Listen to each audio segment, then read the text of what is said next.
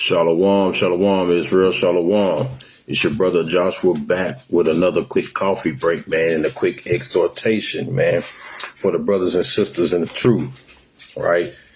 I believe I titled this one, Husbands and Wives, Grieve Not One Another in This Truth, man. Right, and what I mean by that is, in these last days, we're definitely charged with the duties of keeping the commandments of the Most High, man, repenting and getting ourselves right, waking up the lost sheep of the house of Israel, man, right, and getting our houses in order, right. And what I mean by that, by not grieving one another, is by not making things burdensome on one another in this truth, right? We understand that you have to mix life with this truth. You got to deal with family and work and things of that nature, as well, things of the spirit, right? But first and foremost, your mind should be always occupied on things of the spirit, things that are pleasing to the Most High, things that are really available for you to allow you to obtain salvation, man, right? And that's what your mind should be on. The Lord said, seek ye the kingdom of heaven first, and all these things will be added unto you. So all these other things will be given to you, right, as so-called gifts of the Most High. But first you should be seeking the kingdom of heaven, right? Your mind and everything that you put forth your hand to do in the world should be in the spiritual sense first, right? Getting yourself together by repenting every day, right? Teaching the people, keeping your household in order, cleaning your inward man, right? And doing what is right in the eyes of the Most High, man. Right. And you shouldn't be always on carnal thoughts. Your mind should not always be on things of this world. Right. Bills. Right. Getting overtime at work. Pleasing your spouse all the time, man. Right. Cleaning the house or just doing anything in a carnal sense. That should not be the first priority on your life, on your mind, man, in this life. Right. Your mind should solely be on pleasing and getting closer to the Lord, getting yourself prepared for the things that are coming, man, making yourself accountable, right, for the things that you have on this earth by mortifying your members, right, and getting yourself together, right, to make yourself worthy to stand before the Son of Man when he comes. Right. So let me get this precept real quick in the book of Romans, chapter 8 and verse 5. And it reads, for they that are after the flesh do mind the things of the flesh, but they that are after the spirit do mind the things of the spirit. Right. So you can understand and distinguish the difference between those that are after the things of this life and the things of the spirit. Those that are after the things of this life are always carnally thinking about, what I'm going to eat tomorrow, or how I'm going to pay this bill, or how I'm going to please my spouse, or how I'm going to this, that, and the other. Whatever this carnal life presents, your mind is always on that, man. You're fixated on how I'm going to do this, do that, do that. The stresses of this life, man. Right. Those are they that mind the things of the flesh. But they that mind the things of the spirit are always thinking, well, how can I do something to magnify the name of the Lord even more? What can I do extra to wake up the lost sheep of the house of Israel, man? What should I do extra to so-called melt these sins away that I've accumulated over time in my life to make myself presentable before Yahweh? Right? What should I do to help my brother get over his anxiety, right? Or my sister get over her depression, right? These things that are profitable for the ministry and your people, those are things of the spirit. These are things that you should be mindful of, that you should be really, keeping yourself focused on rather than things of the flesh, man. Because the Lord said again, seek ye the kingdom of heaven, and all these things will be added to you. So all the carnal things will be taken care of. The Lord said, I will never suffer the righteous to be moved. In any situation, if you believe on the Lord, you say you do, then you shouldn't be knee deep in stresses of this life. Right? So that's why I titled this, man, wives, grieve not your husbands, and husbands, grieve not your wives. Because sometimes you may be dwelling with a significant other that is not strong in the faith as you, or doesn't understand everything that you understand, and has that carnal mindset, right, or lifestyle. And they don't understand that you have to put the Most High first in everything. You have to do the works of the Lord before you can do anything else, right? If you're really serious and adamant about this, your mind should be solely, especially you men, because it was given to you to be over the flock of the sheep, right? You're the head of the household. You're the head of the body. Men should be solely worried about the things of the Most High, and everything else should follow after that, right? You should be working your works more and more and hasting to that coming of the Son of Man, right? Let me get a precept real quick in the book of 1 Corinthians, right? The book of 1 Corinthians chapter 7. I'm going to start at verse 29, and it reads, but this I say, brethren, the time is short. It remaineth that both they that have wives be as though they had none, and they that weep as though they wept not, and they that rejoice as though they rejoiced not, and they that buy as though they possessed not, man, and they that use this world and not as abusing it, for the fashions of this world passeth away, right? So back in 29, it says, but this I say, brethren, that the time is short. The time is short, man. We're living in the last days, in the final quarter of this rulership, right, of this kingdom, man. We're living in a time where war is beginning to brew up, man, right? The economy is collapsing, right? Prophecies are beginning to unfold in your eyes, right? You're living in biblical times. And if you're not watching, you will not understand these things, man. If your mind is not occupied on the things of the Most High, you will not understand these things, man. So the Lord is telling you, the time is short, and it remaineth that both they that have wives be as though they have none, right? So you have to understand that your work has to be for the Lord first before you can do anything for your wives, man. You have to put the time and the labor in to deal with the things of the Most High rather than with your wife.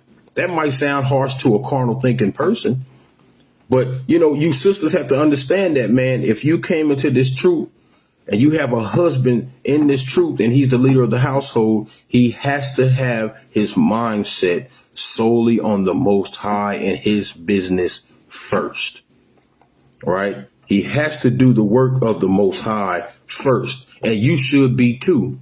You should be following your husband, man, doing the works of the Most High. And opposite, if you're a man that's not in the truth and your wife is trying to do the things of the Most High, right? That's where your mindset should be. And you shouldn't be grieving that person and making them feel bad because they don't spend all of their time with you, because they're not at every waking moment with you, right? They're not holding your hand at the park every day like you used to do, walking around when y'all first dated, man, or going to your kids' plays at school, or music assemblies, or marching band recitals, things of that nature.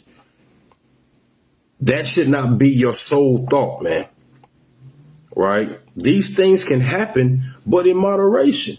But the first thing that should be done is the work of the Lord, man. First and foremost, that needs to be understood. There's too much division in our people, that in the households where husbands are grieving their wives and wives are grieving their husbands, with time not spent because you feel that that person is spending more time with the Most High than you. But you got to understand that this is a must. This is a price that you pay to serve the Lord, man. All right, let's get another precept real quick, man. Let's go to the book of 2nd Ezra, man. Get this classic. Right, chapter 14, and I'm going to start at verse 10. This is 2nd Ezra 14 and 10, and it reads, "For the world has lost its youth, and the times began to wax old. For the world is divided into 12 parts, and the 10th parts of it are already gone." Right? And Slakia, let me read it again. "For the world is divided into 12 parts, and the 10th part of it are gone already, half of the 10th part. Right? And there remaineth that which is after the half of the 10th part." So this was about in Ezra's time. This is the prophet Ezra saying this, right? And Ezra was around about 400 BC, right? So at that time, right, 10 parts of the world was already passed away, right? It's 12 parts, but 10 parts was already passed. And at that time, it says half of the 10th part is already gone. So think about it now. What time you're literally living in. You're living in the last seconds of this time, man. Literally. Right? They say the doomsday clock is at 90 seconds to midnight, man. At any time, all hell can break loose, man. The end is here.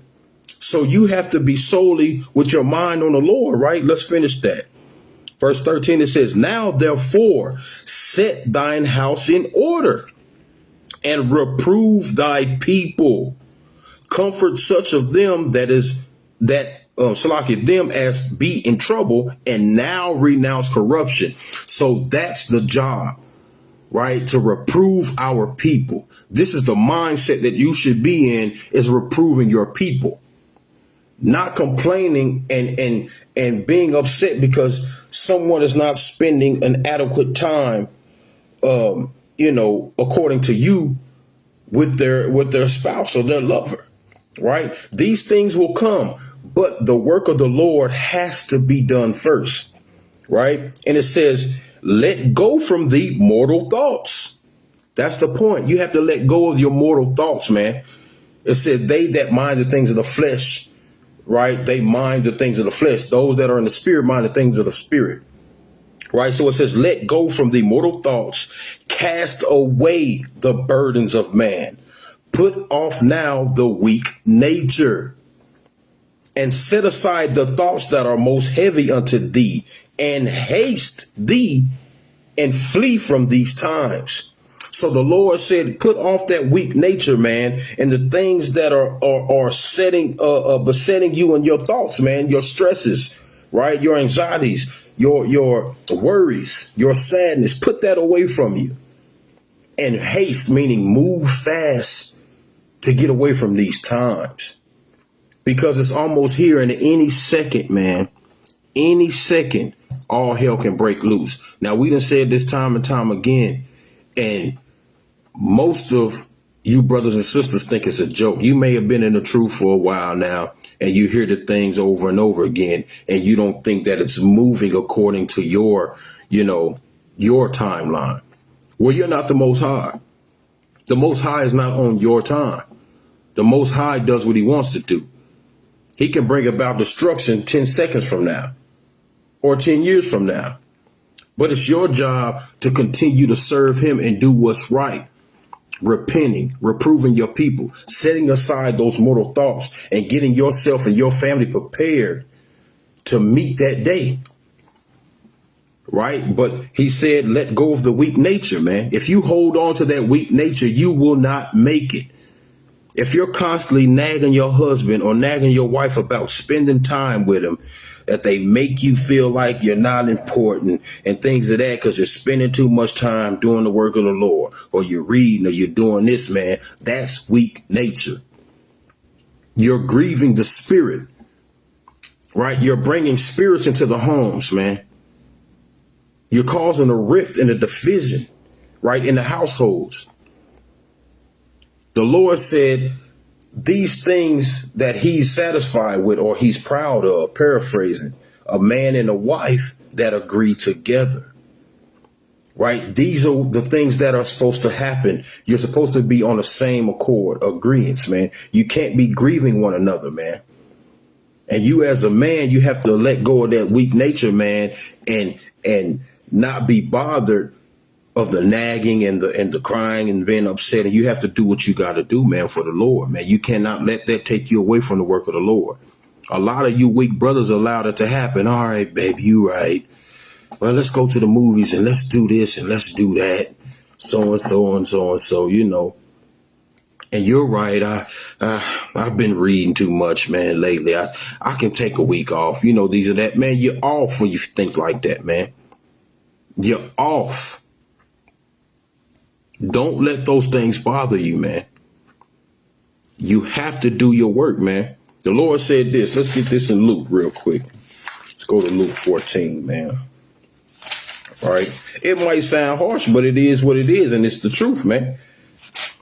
All right. You got to take up your cross, man. All right. This is the book of Luke, chapter 14 and verse 26. It reads, if any man come to me and hate not his father and mother and wife and children and brethren and sisters, yea, and his own life also, he cannot be my disciple. You hear that? Let's read it again. Verse 26 of Luke 14. If any man come to me and hate not his father and mother and wife and children and brethren and sisters, yea, and his own life also, he cannot be my disciple, man. You can't. It's impossible to please the Lord, man, when you're spending all your time with your family. The work has to be done first, man. You got to, let all that go. Of course, I'm not telling you not to spend time with your family. I'm not telling you to just cast them to the side and just leave them. You have to take care of your family, or you're worse than an infidel, right? Which are those that do not believe. But the work has to be done first, right? Reading on. And whosoever doeth not bear his cross and come after me cannot be my disciple. For which of you attending to build a tower sitteth down first and counteth the cost, whether he have sufficient to finish it, man? So which one of you picked up the cross and said, okay, I'm going to follow the Most High, man? But you didn't count the cost of these things, man. You didn't count the cost of you're going to lose friends. You're going to lose family members. They're going to hate you for the truth. Even your own spouse in your own home is going to hate the truth and maybe even deny the power of the Most High, man. Which one of you did not count the cost of these things, right? And it says, for which of you attended to build a tower sitteth down not first and counteth the cost, whether he have fishing enough to finish it? Lest happily, after he have laid the foundation and is not able to finish it, all that behold him begin to mock him, man. So that's what you're in danger of if you don't carry your cross and understand the things that come with this truth, man. You're in danger of being mocked and being cast away, man. And the Lord said it was better for you not to have known this truth than to receive the heavenly gifts and then go back into the world, man. It's going to be worse for you, man. You cannot allow your wife to nag you out of the truth. You cannot allow your husband to talk you out of doing the work of the Lord. You got to bear that cross, man. Right? The Lord said, man, let's get the classic real quick, man. In the book of Sirach. Right? Sirach chapter 2, Ecclesiasticus chapter 2 and verse 1. It says, my son, if thou come to serve the Lord, prepare thy soul for temptation. You got to prepare your soul for that temptation. You got to prepare your soul for that nagging wife, man, or that nagging girlfriend, or whatever you claim to have, your husband. You got to, prepare your soul for those things, man, and deny all that, man, to do the work of the Lord, man. All right, let's get another precept on that real quick. Stay in Luke. Go to Luke 9:23. And it reads, and he said to them all, if any man will come after me, let him deny himself and take up his cross daily and follow me. So the Lord said you have to deny yourself, man, and take up the cross and follow him daily, man. Right? And you wives, you have to be in subjection to your husband and understand that he's working towards getting you all out of here, your salvation, setting himself in order, setting his household in order to make you all presentable, man. Because the head of the house is the man, and he is charged with presenting you blameless before the Lord, man. He cannot solely focus on himself and then just cast you away. What about you and your children? No, he's in charge over you. He's in charge to take care of you and make sure you're okay. Right? Let's get that real quick in the book of Hebrews, man. Let's go to Hebrews real quick.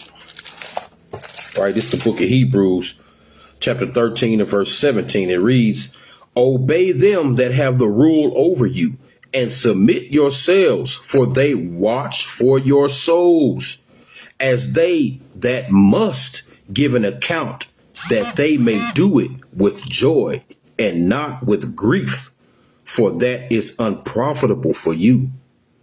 Right? So the man has, the burden of taking you and presenting you blameless before the Lord, man. Right? So you're supposed to be in order and not nagging, because it says, right, that they may do it with joy and not grief. So you're not supposed to grieve your husband, man. When he's doing the work of the Lord, when he's spending time with the Lord, he's supping with the Lord, man. It's on your behalf as well. That's what setting your household in order is, man. It's on your behalf, right? You might have an unbelieving spouse in your home, or they might not be up to par in faith as you. But your faith alone in the works that you put in, and you building that brick and putting your house in order and being that head of the flock, you're presenting your family as a chaste virgin before Yahweh Shai as well. Right? Let's get that in 1 Corinthians real quick. 1 Corinthians chapter 7 and verse number, that's 7 and 12.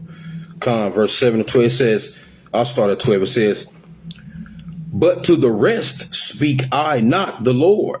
If any brother have a wife that believeth not, and she be pleased to dwell with him, let him not put her away. And a woman which have a husband that believeth not, and he be pleased to dwell with her, let her not leave him. Verse 14, the point. For the unbelieving husband is sanctified by the wife, and the unbelieving wife is sanctified by the husband. Else were your children unclean, but now are they holy. You see that? So that's what you got to understand is, man, you're charged over the family to do these works. So by your husband's belief, he's covering the whole household, man. He's covering the whole household. Shalom, Mom. Right? He's covering the whole household. Right? So you should be in order without nagging, and understand that he's doing these things for a reason. It's not to ignore you. It's not to be away from you. It's not to spend time with you. It's to sup with the Lord and present his family and himself, or her family and herself, as a living sacrifice before the Lord, doing the works, putting their households in order to get everyone saved, Lord willing. Right? So let's get a couple more. We shut down. Let's go to 2 Peter real quick. All right, let's go to 2 Peter chapter 3 and verse 11, right? It's saying, seeing then that all these things shall be dissolved, what manner of persons ought ye to be in all holy conversation and godliness? So what person should you be? What conversation should you be having, right? Should it be always carnal, nagging, grieving, or should it be in a spiritual sense? Let's get into the Bible, baby. Let's read a little bit, baby. Let's get over some precepts. Let's do a little breakdown. Ask questions. What does this mean? What does that mean? Let's watch some videos together, right? Let's fast this week.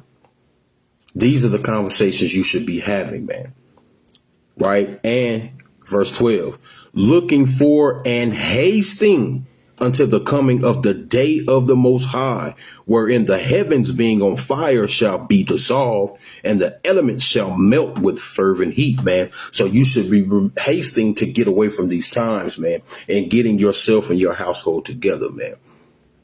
Right? So do not grieve one another, man, in this truth at all. Right? Let's get another precept real quick. Get ready to wind it down, man. Right? This is the book of Sirach, chapter 51 and verse 30. It says, work your work betimes, and in his time he will give you your reward. So you got to work your work, man, while it is time now, man. Work your work while you have a chance to work it. Do everything you can right now to magnify the name of the Lord. Everything else will be added to you, man. Right? Everything is going to be added to you.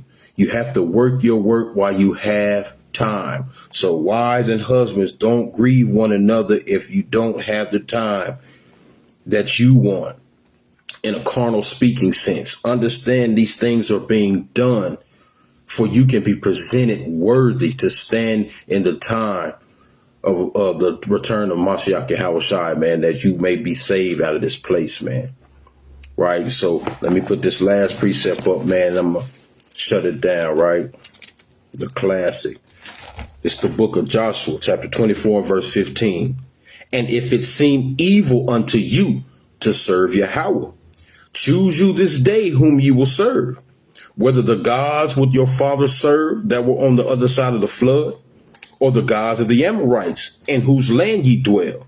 But as for me and my house, we gonna serve the Lord, right? So as for the commandment keeping, faith having Israelites in this truth, if it seem evil to you to serve the Lord, you better choose you this day whom you're gonna serve, man. Right? Truly hope this was edifying. Right? But with that, I'm going to give our honor and glory to Yahweh, Bahashim Yahweh Shai, Kum Yashala, Shalom.